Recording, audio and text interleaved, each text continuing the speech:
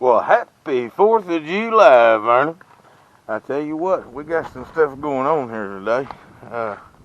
Since you've last joined us, we have got some blooms on the peas over there. We're going to take you over here in a little bit and show you. And we've also got something else happening over here. We got our sprayer on the tractor here, as you can see, and it's just something I've kind of rigged up here. I want the sprayer on the front where I can watch it, but I gotta get this sprayed. I was using the gator, and now the peas are too tall. I don't get clearance under the axles on the gator, so we're moving to the tractor, and we've got our two. We blocked the row off here, and then we're using two 110-degree jets. I believe they're 11,005 T-jet. Anyway, we're going to show you the special sauce we're using here this year to keep the deer off the peas. I'm going to show you what we found that works. Now, I have used this. This is the first year we've used this. Never even heard of it till we got a brochure in the mail. It was like a sign from up above or something, Vern. But we got this brochure in. Said it repels deer. I thought, well, what a pipe dream, you know. Well, I'm here to tell you, I've sprayed it twice or 3 times. This will be my 3rd or 4th time here. This stuff here is it. It's called PLANTSKYDD. This is upside down. Let's get you over here like this, man. Yeah, no, there we go. PLANTSKYDD, and it's a powder. This here, I bought 2. This is a 20-pound bag right here. I bought 2 of them. Had to go to Plum to Hazen to get it. Anyway, we got 2 20-pound bag. Got 40 pounds of it. It's almost $900. So it's worth the money. It does work, and the rain doesn't wash it off if you can get it in a couple hours before the rain. I know you may hear some thunder back here in the background, but don't worry, because lucky for you, it don't rain on my island, okay? So we're going to get this out before any rain. But it is rain fast, as you can see here, more rain resistant. It's PLANTSKYDD Deer Repellent is effective in preventing deer browse on emerging plants and lasts for months on dormant plants when used as directed. We're going to use as directed, ain't we? Okay.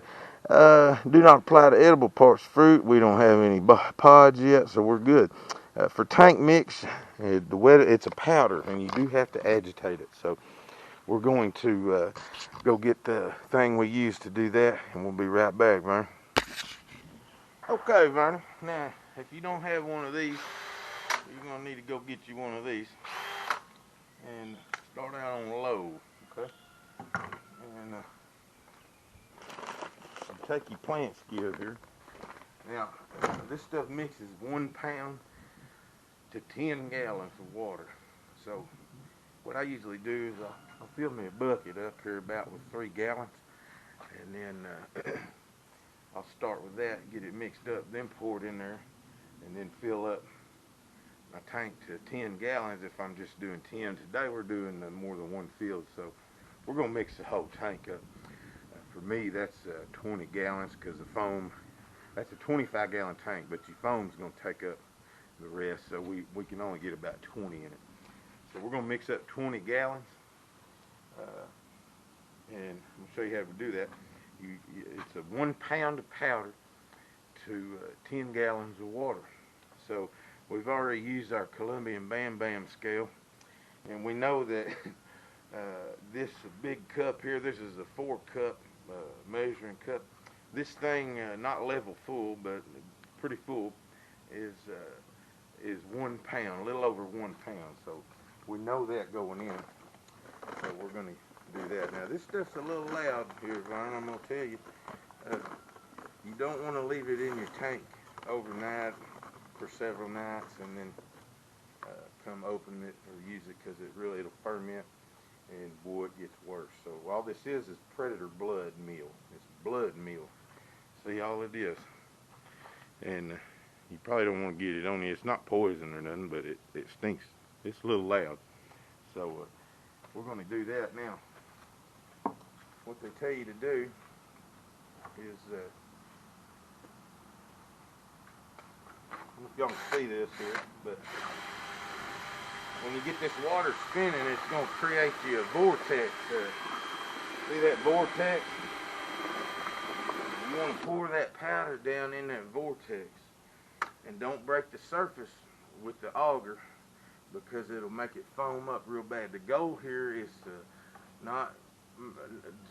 to have the least amount of foam made as possible. Okay.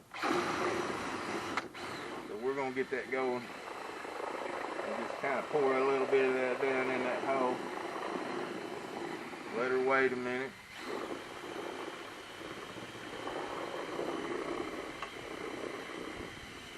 Pour some more down in there. And that powder's going to kind of sit on the top, okay? You got to really just, don't go up and down like this. It's better if you just hold it in one spot, let that water lap back around, you know. And go ahead and dump the rest of it in there. I can spray about 65 rows, 250 foot long, with 20 gallons, and I have a little left over. So that's a little over an acre field there. So about 15 gallons to the acre is about what I'm putting down. I got two 0.5 GPM nozzles, so we're running a gallon a minute. And it takes about, in third gear or second gear, it takes about a little less than a minute to cover 2 rows. Like I said, y'all just ignore that thunder back there in the background because it don't rain on my island.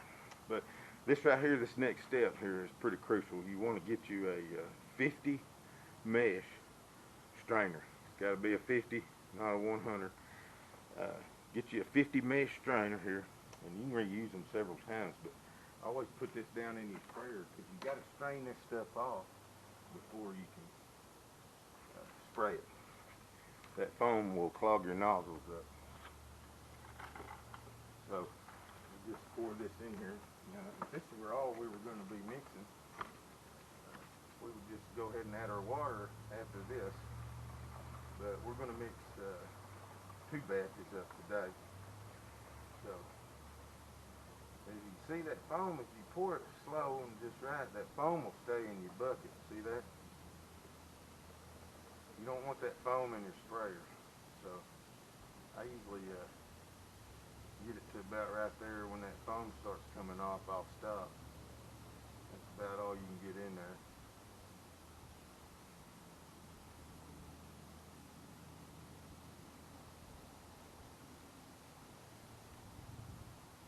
That's good. Now, this foam's good for, you got a little garden or something, take it and pour around that garden. And that way it's not wasted. That's what we're going to do. We'll be right back, Vern. Okay, now we're going to add about 3 gallons of water to this bucket here.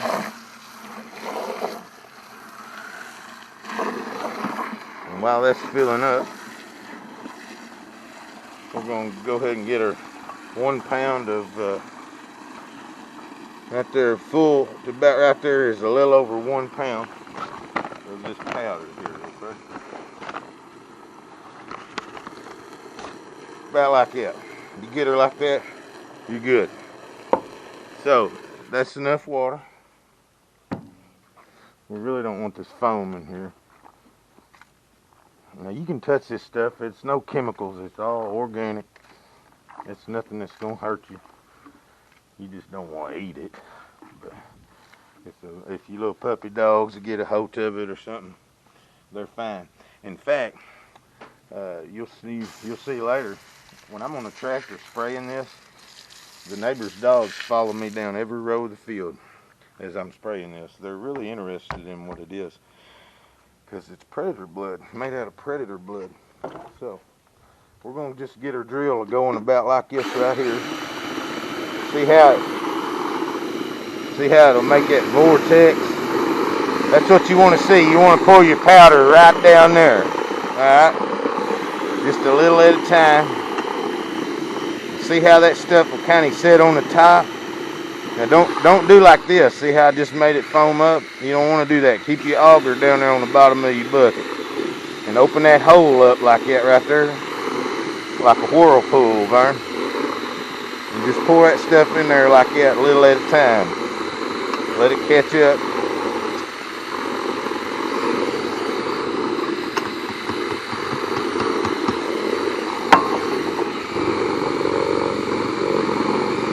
And let her mix up for just a little bit.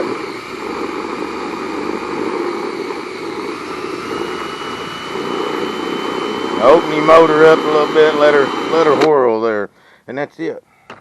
You're ready to strain it off and pour it in your hopper. And make sure you get your strainer in there.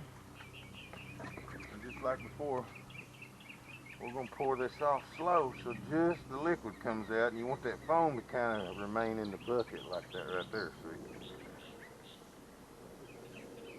You're going to get a little in there, but that's okay. That's what that strainer's for. Just let it pour off. If you do not strain it, you will not get very far, and your nozzles will be clogged. You can also agitate it in a commercial agitator if you got a big chemical tank or water tender or something, nurse tank that you use. Most of them will have a agitator, you know, where you can mix stuff up. But we're just doing it on a little scale here today. So I was going to show you how you could do this at home on your own little farm or small scale or whatever. So that's about it. Now we're going to add some water to that. Get that up. I like to get all that out. That's like tea. Sweet tea for the deer, huh? Alright, let's throw that in there. We'll clean that up. Let's put some water in this guy. Now, I always like to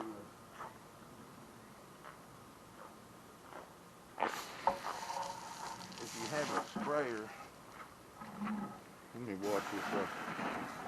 If you have a sprayer nozzle on here, it's best to take that off because it won't make as much foam that way. So, yeah, I hear you. Don't worry about that thunder over there. Now, we're gonna fill this whole thing up here. This is a 25-gallon tank, so we're gonna go to 20 gallon and use that today. So you want to be sure. I've learned with this stuff here to only mix up what you're going to use today or tomorrow. You let it sit for a couple of weeks and you don't clean your sprayer out, it doesn't harden up. It doesn't crystallize like Roundup or anything like that. It just gets really, really stout and it ferments. And boy, it smells like something is dead.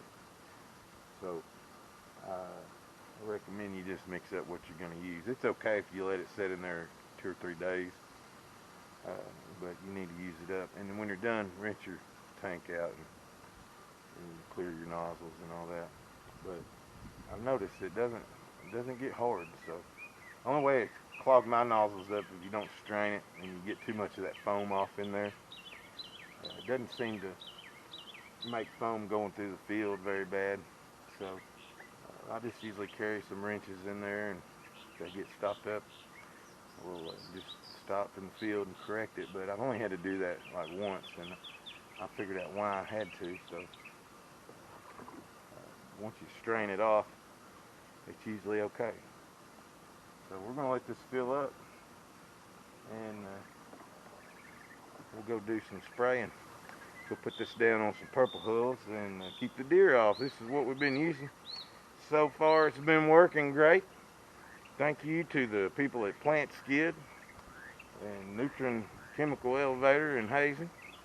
There's also a new thing that come out this year. We don't have any, but we're going to try some next year probably. It's a liquid. You don't have to mix it. Like the powder, it's called Miller's Hot Sauce.